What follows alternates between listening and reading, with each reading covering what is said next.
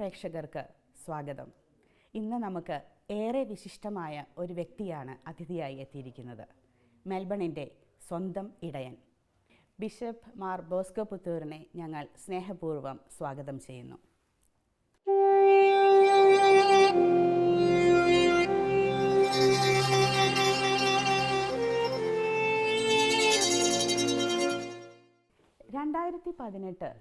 Melbourne രൂപതയെ സംബന്ധിച്ചിടത്തോളം എനിക്ക് തോന്നുന്നു വളരെ അധികം വിശേഷപ്പെട്ട അല്ലെങ്കിൽ വളരെ ഏറെ നേട്ടങ്ങൾ കൈവരിച്ച ഒരു വർഷമായിരുന്നു.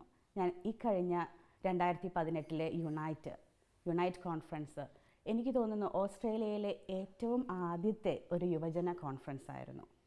അതിനപ്പുറം ബ്രിസ്ബനിൽ നമുക്ക് സ്വന്തമായി ഒരു ദേവാലയം കൂദാശ ചെയ്യപ്പെട്ടു. ഈ ഒരു വർഷത്തെ മുഴുവൻ വളർച്ചകൾ നോക്കുമ്പോൾ ദൈവം കൈപിടിച്ച് നടത്തുന്ന ഒരവസ്ഥയാണ് നമുക്ക് കാണാൻ കഴിഞ്ഞത്. പിതാവിൻ്റെ അഭിപ്രായത്തിൽ എങ്ങനെയാണ് ഇതിനെ നോക്കിക്കാണുന്നത്? തീർച്ചയായിട്ടും ദൈവപരിപാലനയുടെ ഒരു വലിയ അനുഭവമായിട്ടാണ് എനിക്ക് യുണൈറ്റ് കോൺഫറൻസ് യുവജനങ്ങൾക്ക് വേണ്ടി നടത്തിയത് തോന്നിയത്. ഞാനിവിടെ ബിഷപ്പായി വന്ന 2014 വന്ന അവസരം മുതൽ ആഗ്രഹിക്കുന്നതാണ് ഓസ്ട്രേലിയ മണ്ണിലെ ജീവിക്കുന്ന നമ്മുടെ യുവജനങ്ങളെ വിശ്വാസത്തിലെ, സ്നേഹത്തിലെ, ഒരുമയിലെ, സഭാസമൂഹത്തിലെ വളർത്തിക്കൊണ്ടുവരിക എന്നുള്ള വലിയൊരു ആഗ്രഹം. അതിനെ നമ്മൾ ഇടവക തലത്തിലും സമൂഹ തലത്തിലുമൊക്കെ പരിശ്രമങ്ങൾ നടത്തി ആദ്യമായിട്ടാണ് നമ്മൾ നാഷണൽ തലത്തിൽ ഓസ്ട്രേലിയ മുഴുവൻ വ്യാപകമായിട്ടുള്ള രീതിയിൽ ഒരു കോൺഫറൻസ് നടത്തുന്നത്. നമുക്കൊക്കെ അറിയാവുന്നതുപോലെ ഓസ്ട്രേലിയയിലെ നമുക്കുള്ള ഏറ്റവും വലിയ പരിമിതി എന്ന് പറയുന്നത് ഭൂമിശാസ്ത്രപരമായിട്ടുള്ള വ്യാപ്തിയാണ്. 4000 കിലോമീറ്റർ അകലെ കിടക്കുന്ന പെർത്തിൽ നിന്ന് 4000 കിലോമീറ്റർ അകലെ കിടക്കുന്ന ഡാർവിനിൽ നിന്നൊക്കെ ഏതെങ്കിലും കാര്യത്തിന് യുവജനങ്ങൾ കൊണ്ടുവരിക എന്ന് പറയുന്നത് സാമ്പത്തികമായിട്ടും മറ്റു തരത്തിലൊക്കെ വളരെ ബുദ്ധിമുട്ടുള്ള കാര്യമാണ്.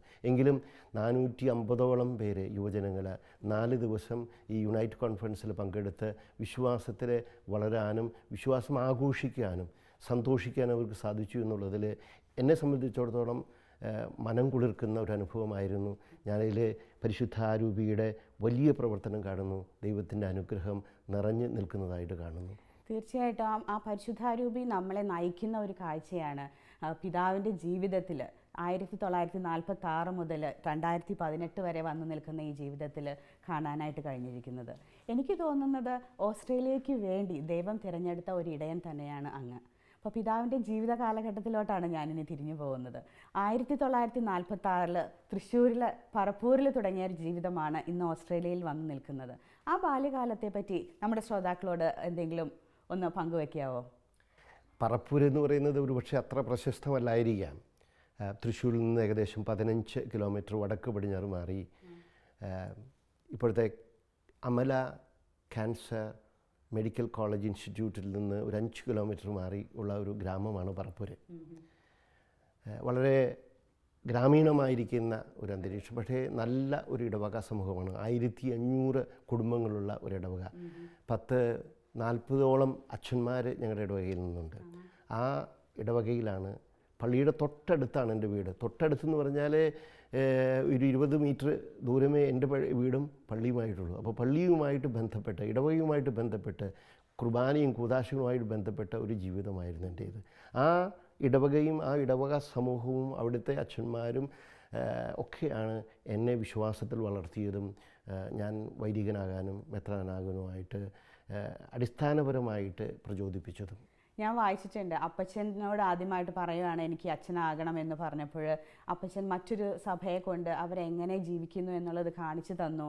അതിനുശേഷമാണ് സന്യാസ ജീവിതം ഏത് രീതിയിലുള്ളതാണെന്ന് തിരഞ്ഞെടുത്തത് എന്നൊക്കെ. അപ്പം നമ്മുടെ കുട്ടിക്കാലത്ത് ആ വിദ്യാഭ്യാസം അല്ലെങ്കിൽ കുടുംബത്തിൽ നിന്ന് ലഭിച്ച കാര്യങ്ങൾ, ഒപ്പം ഇത്ര പള്ളിയുടെ തൊട്ടടുത്തുള്ള ജീവിതം, അതെല്ലാമാണോ ഈ ഒരു സന്യാസ ജീവിതത്തിലോട്ട് പിതാവിനെ നയിച്ചത്? അതല്ലെങ്കിൽ പിതാവിനെ സ്വാധീനിച്ച ആരെങ്കിലും ഉണ്ടോ ഈ ഒരു ജീവിതത്തിലോട്ട് കടക്കാനായിട്ട്? ഞാൻ നേരത്തെ സൂചിപ്പിച്ചു എൻ്റെ ഇടവകയെ പറ്റി.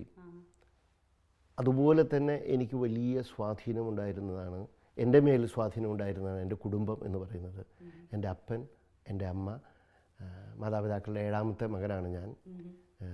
ഞങ്ങൾ വളരെ സന്തോഷത്തിൽ കഴിയുന്നൊരു കുടുംബം, വളരെ പ്രാർത്ഥനാപരമായിട്ട് ജീവിക്കുന്നൊരു കുടുംബം. എല്ലാ ദിവസവും കാലത്തും വൈകുന്നേരവും പ്രാർത്ഥനയുണ്ട് കുടുംബത്തിൽ. എല്ലാ ദിവസവും ഞങ്ങൾ അപ്പനും അമ്മയും മക്കളൊക്കെ കുർബാനയ്ക്ക് പോകുന്നതാണ്.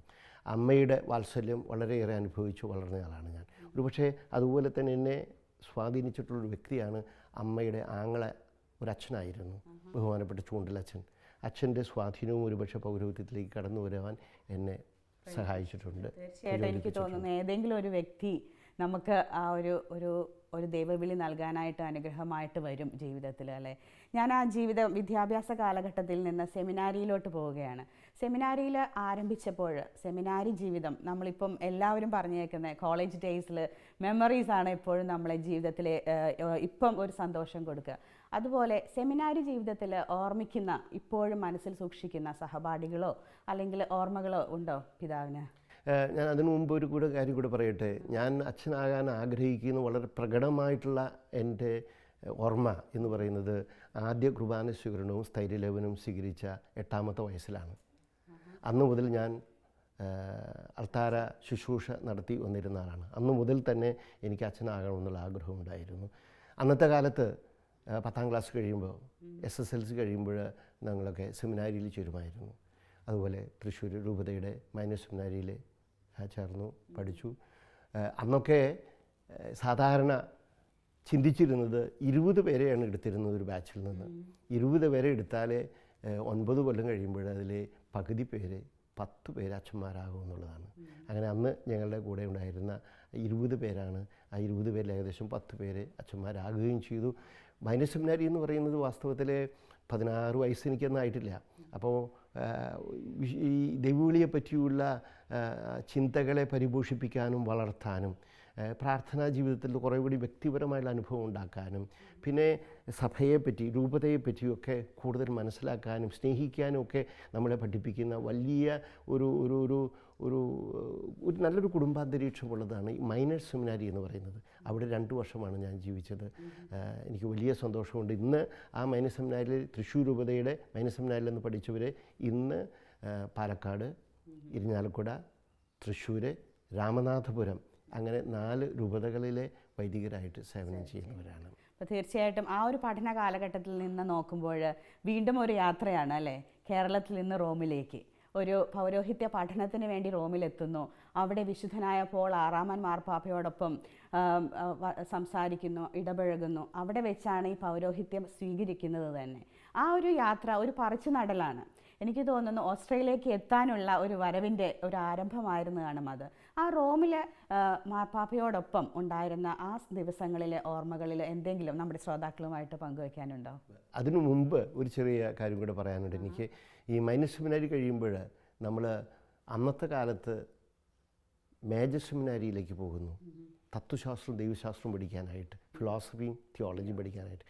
എന്നെ അയച്ചത് ആദ്യമായിട്ട് ആലുവ മംഗലപ്പുഴ സെമിനാരിയിലേക്കാണ്. അവിടെയാണ് ഞാൻ തത്വശാസ്ത്രം പഠിച്ചു തുടങ്ങുന്നത്. തത്വശാസ്ത്രം എന്ന് പറയുന്നത് ബുദ്ധിപരമായിട്ടുള്ള യുക്തിയുടെ തലത്തിലെ റീസണിങ് ഉപയോഗിച്ചുകൊണ്ട് ദൈവാഭിമുഖ്യത്തിൽ വളരാനും ലോകത്തെയും മനുഷ്യരെയും ദൈവത്തെയും കാണാനും അപഗ്രഥിക്കാനുമുള്ള അവസരമാണ്.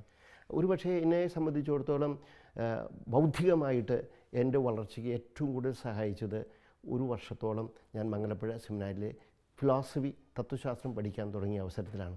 അവിടെ ഫിലോസഫി ഫസ്റ്റ് ഇയർ കഴിഞ്ഞപ്പോഴാണ് എന്നോട് റോമിൽ പഠിക്കാൻ പോകാൻ പറയുന്നത്. റോമിലേക്ക് എന്നെ അയച്ചത് 1965-ലാണ്. അത് വലിയൊരു അനുഭവമായിരുന്നു. കാരണം ഞാൻ ഒരിക്കലും പ്രതീക്ഷിച്ചില്ല. അധികാരികൾ എന്നോട് പറഞ്ഞു റോമിൽ പോയി തുടർന്ന് പഠിക്കാനായിട്ട്. പോകുന്ന അവസരത്തിൽ തന്നെ ഉണ്ടായൊരു അനുഭവം ഇന്ന് ഒരുപക്ഷെ ആർക്കും ഉണ്ടാകാത്തൊരനുഭവം ഉണ്ടായി. ഞാൻ റോമിലേക്ക് യാത്ര ചെയ്യുന്ന സമയത്ത് ബോംബെയിൽ ചെന്നിറങ്ങി. ബോംബെയിൽ നിന്നാണ് ഫ്ലൈറ്റ്. അപ്പോൾ ഹോട്ടലിൽ നിന്ന് പുറത്തിറങ്ങാൻ നിൽക്കുന്ന നേരത്ത് അവിടെയുള്ള ഒരാൾ എന്നോട് ചോദിച്ചു, ഒരു വിദേശിയായിരിക്കുന്ന ആൾ ചോദിച്ചു, എങ്ങോട്ടാണ് പോകുന്നത്? ഞാൻ പറഞ്ഞു റോമിലേക്ക്. എന്തിനാണ് പോകുന്നത്? സെമിനാരിൽ പഠിക്കാൻ പോവുകയാണ്. ഓ, ഏത് ഫ്ലൈറ്റിനാണെന്ന് ചോദിച്ചു. അപ്പോൾ ഞാൻ പറഞ്ഞു ട്രാൻസ് വേൾഡ് എയർലൈൻസിലാണ് പോകുന്നത്. ഓ, ആ ഫ്ലൈറ്റിൽ തന്നെയാണ് ഞാനും, നമുക്ക് അവിടെ വെച്ച് കാണാമെന്ന് പറഞ്ഞു. ഫ്ലൈറ്റിൽ കയറി കുറച്ച് കഴിഞ്ഞപ്പോൾ എയർ ഹോസ്റ്റസ് വന്നിട്ട് എന്നോട് പറയുകയാണ്, captain wants to see you, come to the cockpit. അപ്പോൾ ഞാനങ്ങ് പേടിച്ചു പോയില്ല. കാരണം എന്താ അബദ്ധം നമ്മൾ കാണിച്ചത്? ക്യാപ്റ്റനും കോക്ക്പിറ്റിലേക്കൊക്കെ ക്ഷണിക്കാനായിട്ട് വിളിക്കാനായിട്ട് ഞാൻ പേടിച്ച് അവിടെ ചെന്നപ്പോൾ നേരത്തെ ഞാൻ കണ്ട ആളാണ് ക്യാപ്റ്റനായിട്ട് അവിടെ ഉള്ളത്. പുള്ളി പറഞ്ഞു ഇവിടെ ഇരുന്നാൽ മതി. കോക്ക്പിറ്റിൽ അദ്ദേഹത്തോടു കൂടെ എന്നെ ഇരുത്തി ഭക്ഷണമൊക്കെ എയർ ഹോസ്റ്റസ് അങ്ങോട്ട് കൊണ്ടുവന്ന് ഈ വിമാനം പറക്കുന്നതും ഇറങ്ങുന്നതും ഒക്കെ എങ്ങനെയാണെന്ന് കാണിച്ചു തന്നു. ഇന്ന് നടക്കില്ല, കാരണം ടെററിസം വന്നതിന് ശേഷം ഒരിക്കലും കോക്ക്പിറ്റിൽ കയറാനായിട്ട് ആർക്കും സാധിക്കില്ല. അന്ന് വലിയൊരു അനുഭവമായിട്ട് എനിക്ക് തോന്നി. അത്യപൂർവമായിട്ടുള്ളൊരു അനുഭവം. കോക്ക്പിറ്റിൽ ഇരുന്നുകൊണ്ടാണ് ഞാൻ ബോംബെയിൽ നിന്ന് റോം വരെ യാത്ര ചെയ്തത്. പരിശുദ്ധാത്മാവ് എടുത്തുകൊണ്ട് പോയൊരവസ്ഥയാണ് അത്. എനിക്ക് തോന്നുന്നത് വളരെ നല്ലൊരു അനുഭവമായിട്ട് തോന്നിയത്. റോമിൽ ചെന്നതിന് ശേഷം ഞാൻ പഠിച്ചത് അവിടെ കേരളത്തിലെ പല പിതാക്കന്മാരും പഠിച്ചിട്ടുള്ള പ്രൊപ്പഗാൻഡ കോളേജിലാണ്. അപ്പോൾ പ്രൊപ്പഗാൻഡ കോളേജ് എന്ന് പറയുന്നത് അവിടുത്തെ മിഷൻ രൂപതകൾക്ക് വേണ്ടിയുള്ള മാർപ്പാപ്പ തന്നെ നടത്തുന്ന വലിയൊരു സെമിനാരിയാണ്.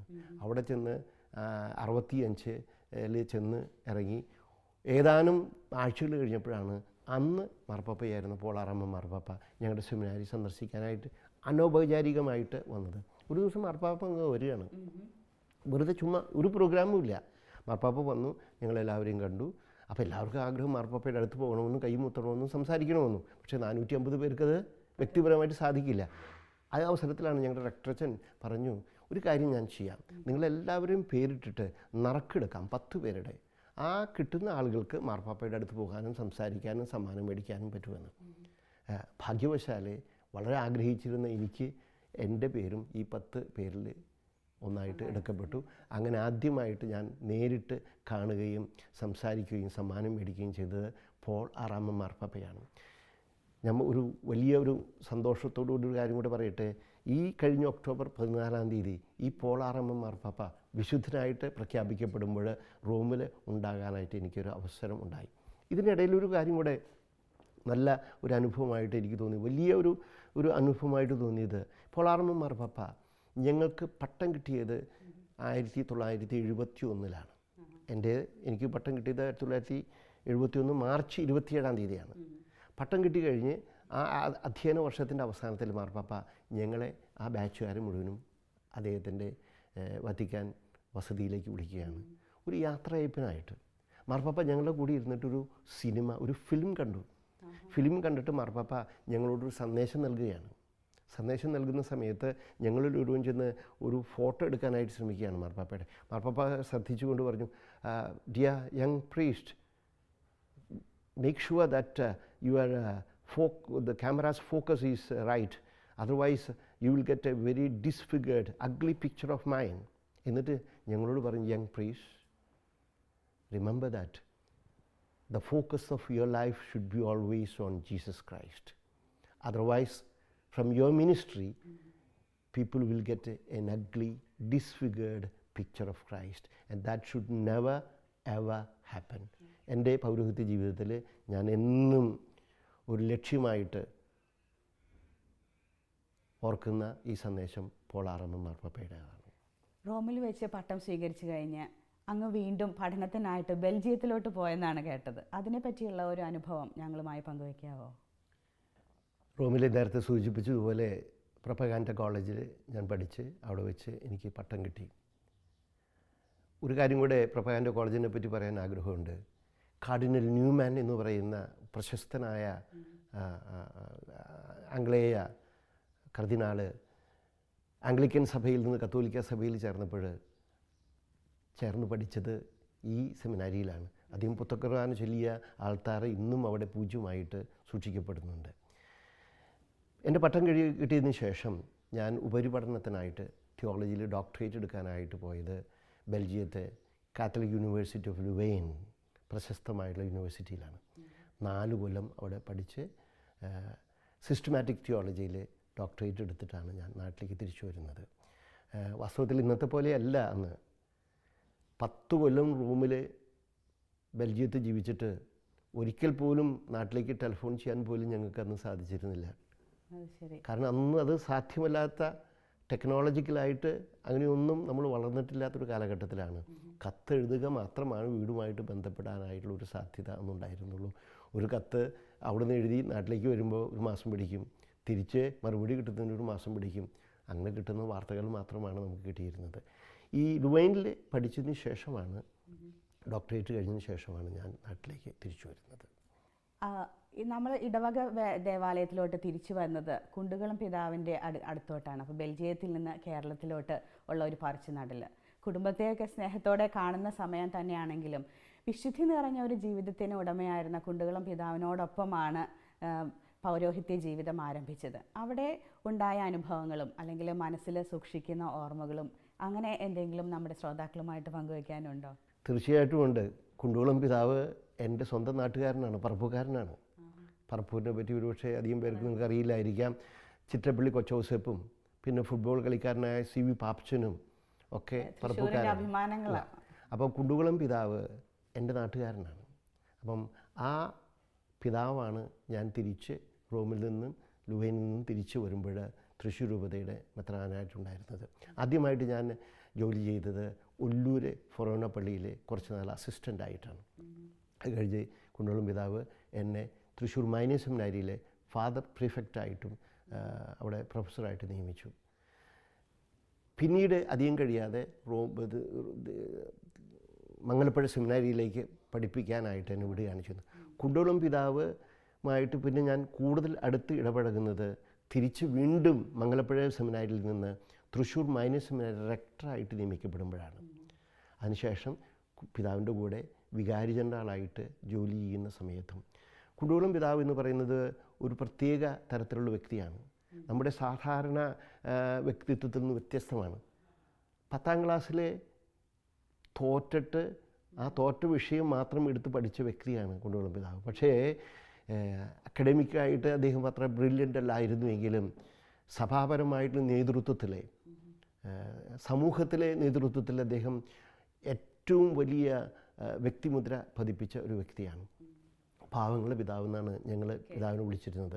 പാവങ്ങളോട് അനുകമ്പ കാണിക്കാനും ഔദാര്യത്തോടുകൂടെ മറ്റുള്ളവരെ സഹായിക്കാനായിട്ട് സാമ്പത്തികമായിട്ടും ആത്മീയമായിട്ടും വൈകാരികമായിട്ടും സഹായിക്കാനും മുന്നോട്ട് വരാനായിട്ട് തൃശ്ശൂർക്കാരെയും കേരള ജനതയും പഠിപ്പിച്ചത് കുണ്ടുകുളം പിതാവാണ് എന്ന് ഞാൻ കരുതുകയാണ്. എനിക്കറിയാം ആ ഒരു പിതാവിൻ്റെ ആ ഒരു വിശുദ്ധി അല്ലെങ്കിൽ ആ ഒരു പാവങ്ങളുടെ പിതാവിൻ്റെ ഒരു ചെറിയ പങ്ക് നമ്മുടെ പിതാവിനും കിട്ടിയിട്ടുണ്ട് തീർച്ചയായിട്ടും. ഞാൻ മൈനർ സെമിനാരിയിലോട്ട് ഒന്ന് തിരിഞ്ഞു പോവുകയാണ്. അവിടെ നമുക്കറിയാം സെമിനാരി പഠനത്തിൽ എപ്പോഴും ഒരു ഭാഗത്ത് വളരെയധികം കാര്യങ്ങൾ, പുതിയ കാര്യങ്ങൾ പഠിക്കണം. അത് മറുഭാഗത്ത് സഭയെ പറ്റി പഠിക്കുന്നു, ജീവിത ശൈലികൾ പഠിക്കുന്നു. ആ സാഹചര്യങ്ങളിൽ മനസ്സിൽ ഓർമ്മ വരുന്ന എന്തെങ്കിലും പ്രതിസന്ധികളോ അല്ലെങ്കിൽ അതിനെ തരണം ചെയ്യാനായിട്ട് പിതാവെടുത്ത ശൈലികൾ തീർച്ചയായിട്ടും വളരെ വ്യത്യസ്തമായ ശൈലികളാണ് പിതാവിൻ്റെ ഓരോ കർമ്മപരിധി വേളകളിലും ഓരോ സ്ഥലങ്ങളിലും നമുക്ക് കാണാൻ കഴിഞ്ഞത്. അപ്പം അവർക്ക് പ്രചോദനം നൽകാനായിട്ട് എന്ത് സന്ദേശമാണ് പിതാവിന് നൽകാനുള്ളത്? ഞാൻ മൈനർ സെമിനാരി റെക്ടറായിരിക്കുമ്പോൾ ഉണ്ടായ ഒരു അനുഭവം എനിക്ക് വളരെ ശ്രദ്ധേയമായിട്ട് തോന്നിയൊരു അനുഭവമാണ്. മൈനർ സെമിനാരിയിൽ നേരത്തെ ഞാൻ സൂചിപ്പിച്ചതുപോലെ 16, 15, 17 വയസ്സുള്ള കുട്ടികളാണ് വരുന്നത്, ചെറുപ്പക്കാരെ. അങ്ങനെ വന്ന് ജൂൺ മാസത്തിൽ അധ്യയന വർഷം ആരംഭിച്ച അവസരത്തിൽ ഒരു സെമിനാരിക്കാരൻ അദ്ദേഹത്തിൻ്റെ ഹെഡ് മാസ്റ്റർക്ക് ഒരു കത്ത് അയക്കുകയാണ്. കാറ്റഗിസം ഹെഡ് മാസ്റ്റർക്ക്, ഞാനിവിടെ സെമിനാരിൽ വന്നു, എനിക്ക് വലിയ സന്തോഷമാണ്, ഇവിടെ നല്ല അച്ഛന്മാരൊക്കെ ഉണ്ട് എന്നൊക്കെ പറഞ്ഞിട്ട് കത്ത് അയച്ചിട്ടപ്പോൾ ആ ഹെഡ് മാസ്റ്റർ അതിന് മറുപടി അയക്കുകയാണ്. മോനെ വലിയ സന്തോഷമുണ്ട്, നീ ഇങ്ങനെ സെമിനാരിൽ ചെന്നതോടെ സന്തോഷമാണ്, നല്ല അച്ഛന്മാരെയൊക്കെ കണ്ടു എന്ന്. എന്നിട്ട് അദ്ദേഹം പറയുന്നൊരു കാര്യമുണ്ട്, നീ നിൻ്റെ ജീവിതത്തിൽ എപ്പോഴും നല്ല അച്ഛന്മാരെ ആയിരിക്കില്ല കാണുക, നല്ലതുള്ള അച്ഛന്മാരെയും കാണാം, നല്ലതല്ലാത്ത അച്ഛന്മാരെയും കണ്ടെന്ന് വരും. പക്ഷേ അവരെ നോക്കിയല്ല നീ ജീവിക്കേണ്ടത്. നിന്നെ വിളിച്ചത്, പൗരോഹിത്യത്തിൽ വിളിച്ചത് ഈശോയാണ്. ആ ഈശോ ആയിരിക്കണം നിൻ്റെ ജീവിത ലക്ഷ്യം. അതുകൊണ്ട് നീ എന്നും ഈശോയെ നോക്കി ഈശോയുടെ മാതൃകയിൽ നല്ലൊരു അച്ഛനായി തീരാനായിട്ട് പരിശ്രമിക്കണമെന്ന ആ കാറ്റഗിസം ഹെഡ് മാസ്റ്റർ സന്ദേശമാണ് എൻ്റെ പൗരോഹിത്യ ജീവിതത്തിൽ ഞാൻ വൈദിക പരിശീലന മേഖലയിൽ എപ്പോഴും അവലംബിച്ചിരിക്കുന്ന മനോഭാവവും പദ്ധതിയും. എനിക്ക് തോന്നുന്ന ആ ഒരു അധ്യാപകനിൽ നിന്ന് കിട്ടിയ ആ ഒരു സന്ദേശമാണ് മാർപ്പാപ്പയിലൂടെ പൂർത്തീകരിച്ചതെന്ന് വേണം പറയാനല്ലേ. അവിടെയും നമ്മൾ കേട്ടത് ഫോക്കസ് ഷുഡ് ബി ഗോഡ്, അല്ലെങ്കിൽ ദൈവത്തിൽ ഫോക്കസ് ചെയ്ത് ജീവിക്കണമെന്ന്. തീർച്ചയായിട്ടും പ്രേക്ഷകർക്കും തോന്നുന്നുണ്ടാകും ദൈവത്തിൽ കേന്ദ്രീകൃതമായ ഒരു ജീവിതമാണ് പിതാവിൻ്റേതെന്ന്. കുണ്ടുകുളം പിതാവിനോടൊപ്പം പല രീതിയിൽ ജോലി ചെയ്ത് സുവിശേഷവൽക്കരണം നടത്താൻ വേണ്ടി ഡയറക്ടറായി, റെക്ടറായി, പ്രൊഫസറായി, അങ്ങനെ പല മേഖലകളിൽ ജോലി ചെയ്ത് സീറോ മലബാർ സഭയുടെ ആദ്യത്തെ കൂരിയ ബിഷപ്പായി സേവനം അനുഷ്ഠിച്ചിരിക്കുന്ന സമയത്താണ് നമ്മുടെ ആർച്ച് ബിഷപ്പായ വർക്കി വിധേയത്തിൽ പിതാവിൻ്റെ ആകസ്മികമായ നിര്യാണം. പിതാവിൻ്റെ അകാല നിര്യാണത്തിൽ സീറോ മലബാർ സഭയുടെയും എറണാകുളം അതിരൂപതയുടെയും അപ്പസ്തോലിക് അഡ്മിനിസ്ട്രേറ്റർ എന്ന ചുമതല ഏറ്റെടുത്ത് നമ്മുടെ സഭയെ നയിച്ചപ്പോൾ ആ മനസ്സിലുണ്ടായിരുന്ന ആകുലതകൾ, ഒപ്പം സഭയെ മുന്നോട്ട് കൊണ്ടുപോകാനായി അങ്ങ് നടത്തിയ പ്രവർത്തനങ്ങൾ, അതിനെക്കുറിച്ച് നമ്മുടെ പ്രേക്ഷകരുമായി ഒന്ന് പങ്കുവയ്ക്കാവോ?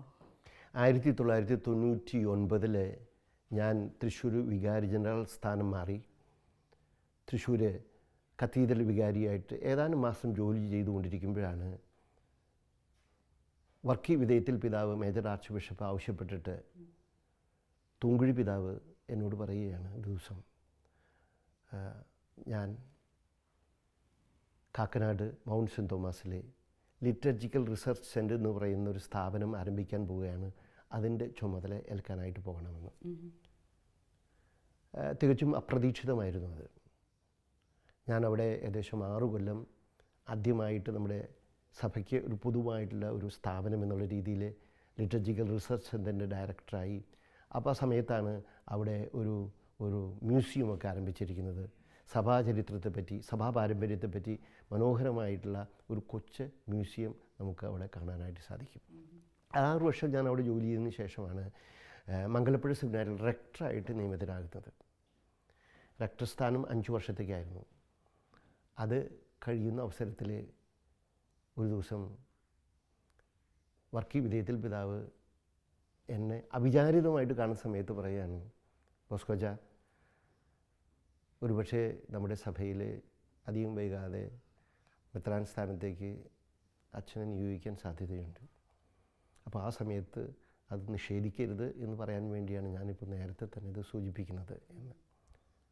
പിന്നീട് ഞാൻ കൂരിയ മെത്രാനായി. ആ സമയത്ത് വാസ്തവത്തിൽ റോമിലേക്ക് ആദിലിമിന സന്ദർശനത്തിനായിട്ട്, ഔദ്യോഗികമായിട്ട് ആദിലിമിന സന്ദർശനത്തിനായിട്ട് സീറോ മലബാർ സഭയിലെ എല്ലാ മെത്രാന്മാരും ഒരുമിച്ച് പോയിരിക്കുന്ന അവസരത്തിലാണ് ഞങ്ങളുടെ കൂടെ വരാൻ വർക്കി വിധേയത്തിൽ പിതാവിന് സാധിക്കാതെ രോഗിയായിട്ട് ഇരിക്കുകയായിരുന്നു.